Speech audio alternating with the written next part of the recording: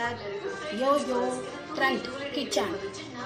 இப்போ சாம்பார் வைப்பது எப்படின்னு நான் உங்களுக்கு சொல்ல போகிறேன்.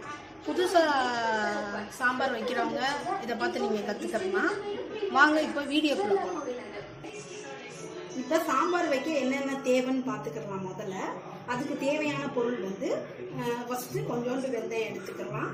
அப்புறம் சீரகம், சின்ன சீரகம் கொஞ்சோண்டு, கடுகுளுந்தம்பருப்பு கொஞ்சோண்டு, பெருங்காயம் கொஞ்சம். இந்த உங்களுக்கு தேவையான அளவு பருப்பு எடுத்துக்கோங்க. எனக்கு இப்போ வந்து 1 கப்பு தேவை, அதனால் நான் 1 கப்பு எடுத்துருக்கேன். அப்புறம் காய்கறி என்னென்ன உங்களுக்கு பிடிச்சிருக்கோ அதெல்லாம் போட்டுக்கலாம் சாம்பாருக்கு.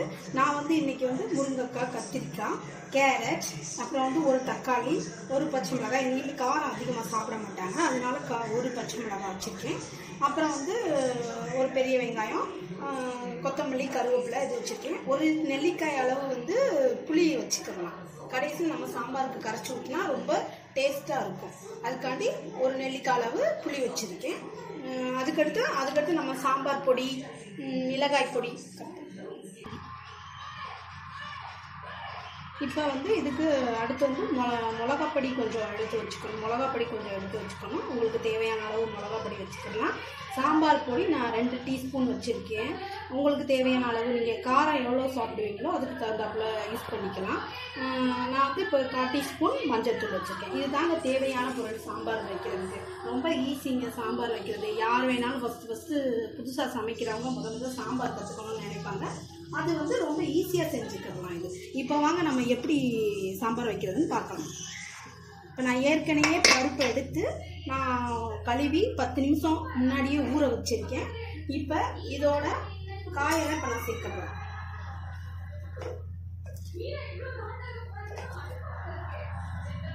கத்திரிக்காய், முருங்கைக்காயை போட்டுக்கலாம். போட்டுட்டு அடுத்து கேரட் போட்டுக்கலாம்.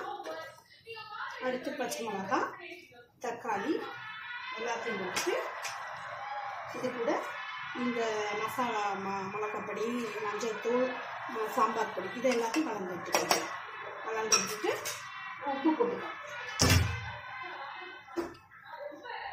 சாரி, நான் உப்பு சொல்ல மறந்துட்டேன். உப்பு வந்து தேவையான அளவு போட்டுக்கலாம். உங்களுக்கு எவ்வளோ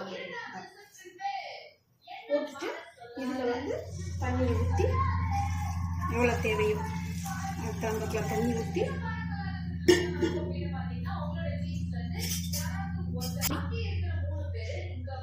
ஊற்றியாச்சு. எல்லாம் காயெல்லாம் போட்டாச்சு, எல்லா இதுவும் போட்டாச்சு.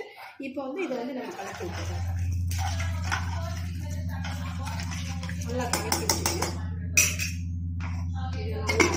குக்கர் போட்டு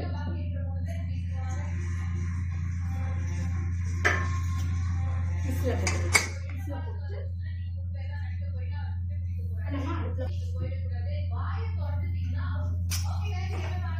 நம்ம அடுப்பில் தூக்கி வச்சுட்டு இதுக்கு வந்து 2 விசில் வைக்கணும். நான் என்னோட குக்கர் வந்து 2 விசில் விட்டால் தான் நல்லா வேகும். உங்களோட குக்கர் வந்து எப்படி வேகுதுன்னு நீங்கள் பார்த்துக்கோங்க. 1 விசிலே சில குக்கர்கள் வந்து வெந்துடும். அந்த மாதிரி உங்களுக்கு எவ்வளோ தேவையோ அந்த அளவுக்கு விட்டுக்கோங்க. நான் 2 விசில் விட போகிறேன். 2 விசில் விட்டுட்டு வெந்த பின்னாடி திருப்பி இதை வந்து எல்லாம் அந்த லைட்டெல்லாம் போட்டு இந்த வெங்காயம், இந்த கருவேப்பிலை இதெல்லாம் போட்டு பெருங்காயம் எல்லாம் போட்டு தாளிச்சிட்டு அதில் திருப்பி அதில் கொட்டிட்டு இந்த புளியை கரைச்சி இதில் ஊற்றிட்டா சாம்பார் ரெடி. உங்களுக்கு தேவைன்னா தேங்காவை துருவி அதில் அப்படியே தூவி விட்டுக்கலாம். தூவி விட்டால் ரொம்ப டேஸ்ட்டாக இருக்கும். நான் வந்து தேங்காய் யூஸ் பண்ண மாட்டேன் சாம்பாருக்கு. தேங்காய் போட்டால் சீக்கிரம் சாம்பார் இதாகிருங்கிறதுனால நான் தேங்காய் யூஸ் பண்ண மாட்டேன். உங்களுக்கு தேவைன்னா நீங்கள் தேங்காய் யூஸ் பண்ணிக்கலாம்.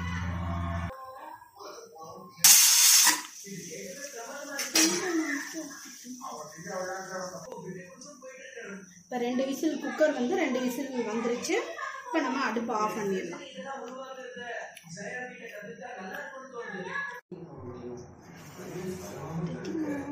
இப்போ நமக்கு அடுப்பை பற்ற வச்சு கடாயை வச்சாச்சு. ஏற்கனவே நம்ம பருப்பு வேக வச்சோம்ல, அந்த பக்கம் கட் பண்ணிடா. இப்போ நம்ம பருப்பு வேக வச்சு 2 விசில் வந்தது ரிலீஸ் ஆயிடுச்சு. ரிலீஸ் ஆனோம்னா இப்போ நம்ம அடுப்பை பற்ற வச்சு இதை தாளித்து வச்சிடலாம். அடுப்பை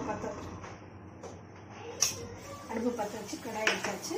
இப்போ இதுக்கு தேவையான அளவு 2 டீஸ்பூன் எண்ணெய் விடலாம்.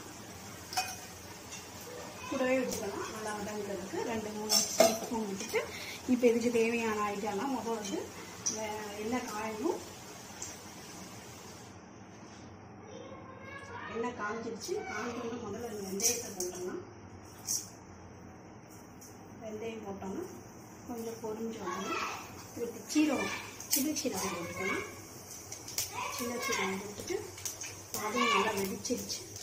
வெடிச்ச உடனே இப்போ கடுகு உளுந்தம்பருப்பு போட்டுக்கலாம்.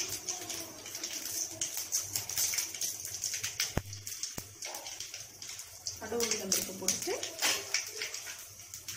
இப்போ வெங்காயம் போடலாம். வெங்காயம் போட்டு அப்புறம் வந்து கருவேப்பிலை கொத்தமல்லி இதையும் சேர்த்து போட்டோம்னா போட்டு அதை நல்லா வறுபடுற மாதிரி நம்ம ஃப்ரை பண்ணணும்.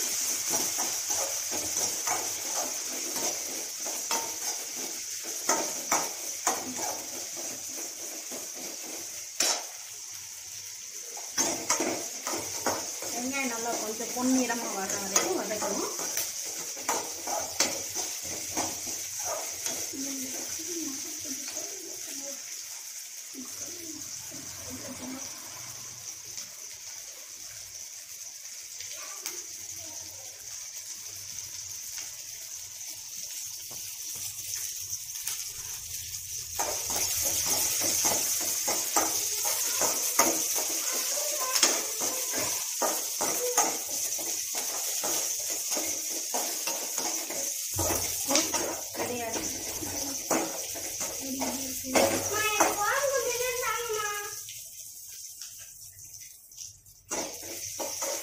இப்போ நான் வெங்காயம் நல்லா பொன்னிறமாக வதங்கிடுச்சுங்க. வதங்கினா இப்போ வந்து பெருங்காயத்தை போட்டு பெருங்காயம் நல்லா கூட போட்டோம்னா நம்மளுக்கு நல்லா வாசனையாகவும் இருக்கும். கொஞ்சம் அந்த பருப்புனால கொஞ்சம் வாய்வு தொல்லாக இருக்கும். அதுக்கு வந்து நல்லா ஏற்றது. பெருங்காயம் கொஞ்சம் கூட போட்டுக்கலாம். போட்டாச்சு நல்லா வதக்கி விட்டாச்சு. வதக்கி விட்டோம்னா இப்போ இந்த சாம்பாரை ரைஸ் பண்ணிவிட்டு ஓப்பன் பண்ணிடலாம். ஓப்பன் பண்ணோம்னா நல்லா பருப்பு வெந்திருக்குங்க. இப்போ பாருங்கள், நல்லா காய் வெந்திருக்கு, பருப்பு நல்லா வெந்திருக்கு.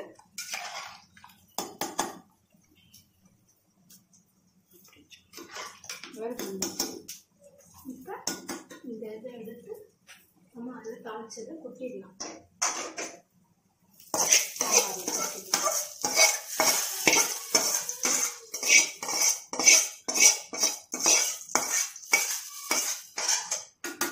கொட்டி வச்சுட்டு நல்லா கலக்கிட்டு திருப்பி அரைச்சி வச்சுக்கலாம்.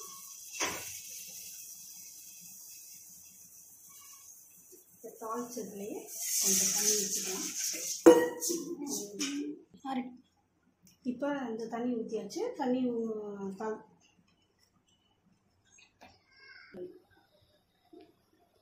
இப்போ நம்ம தாளித்து போட்டாச்சு. தாளித்து போட்டு திருப்பி அடுப்பில் வச்சாச்சு. இப்போ வந்து இந்த புளி வச்சுருக்கோம்ல, நெல்லி கலரு, அந்த புளியை கொஞ்சம் கரைச்சி இதில் விட்டுறோம். புளி சேர்த்தா கொஞ்சம் டேஸ்ட்டாக இருக்குங்கிறதுக்காண்டி நான் புளி சேர்த்துருக்கேன். இப்போ வந்து நம்ம அதை கிளறி விட்டுக்கலாம்.